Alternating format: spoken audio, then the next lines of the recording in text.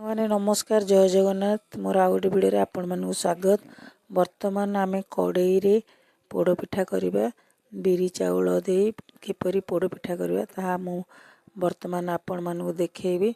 पूरा सॉफ्ट एवं नरम पोड़ पिठा वर्तमान मु करिके आपण को देखौची केमिति आमे प्रस्तुत करबा प्रणालीटा आपण को शिखौची। आपण को जदि भल लागिबो ताले आपण माने मध्य घरे करिवे। देखंतु केते सॉफ्ट होइछि से गरम अछि सेति सेटा भल भाबे हाथ मारी होनी तेणुकर पूरा सॉफ्ट अच्छी देखंतु। एवं बर्तमान आम गोटे स्थान जगार कि बिरी चाउल बटा नहीं जावा ताकू टिके बारंबार लुण एवं सोडा पकई घाटुची। बर्तमान घाटी देवा कारण बारंबार टे घाटले फेणला भाया पिठाटी आमर नरम एवं सॉफ्ट हम। तापर किछि परिमाण आवश्यक अनुजाई गुड़ नेबा। गुड़ पर आमर काजू किसमिश भजा मध्य मु पकई मध्य बर्तमान गुड़ पकाया पर ताको भल भाव घाटी दबा। बर्तमान घाटा चली सी भल भाव मिश्रण है पर्यंत आम घाटा कारण गोटा गोटा गुड़ मध्य रही तेणुक भजा होता काजू एवं किसमिश ताको भाजिकी अल्प हाल्का भाजिया मु अधिक मोर गरम हो तेणुक टे कलर चेंज हो अल्प हाल्का भाजी काजू एवं किसमिश को पकई पुणी ताको भल भाव घाटी देवे। भल भाव घाटी मिश्रण करेंगे मिसई देवे।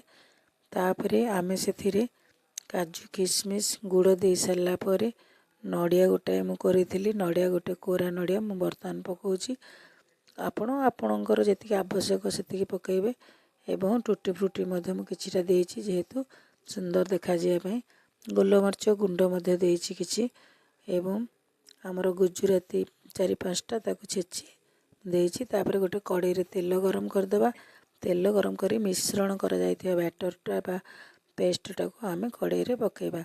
वर्तमान मु पकई देली तेल जे तेल रे मु काजू किसमिश भाजती से तेल रे मु से बैटरटा पकईली। वर्तमान सिझिया आमे देदेबा किछ समय ने वर्तमान आमर बैटरटा पकईदेली।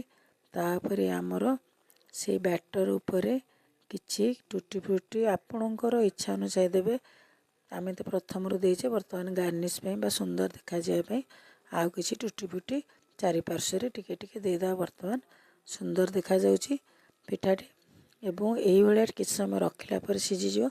जदि आपण चाहिए पिठाटी को मध्य अधा होगला पर ताको उल्टेले आर पार्श्वटा मध्य सिझीजिव। तेणुक मु ताको किछ समय सिझिला पर ताको से पिठाटी को मु मध्य उल्टई देइछि पुणी आउ थे आर पटटा सिझिया उल्टई देला पर किछ समय पर छुरी रे देखिबा आमर पिठाटी हो जाए कि नहीं। वर्तमान पिठा रेडी। आपण मानक जदि भल लागिबो निश्चित भाव गोटे थर करिवे। वर्तमान रोची जय जगन्नाथ नमस्कार लाइक एंड शेयर करिवे।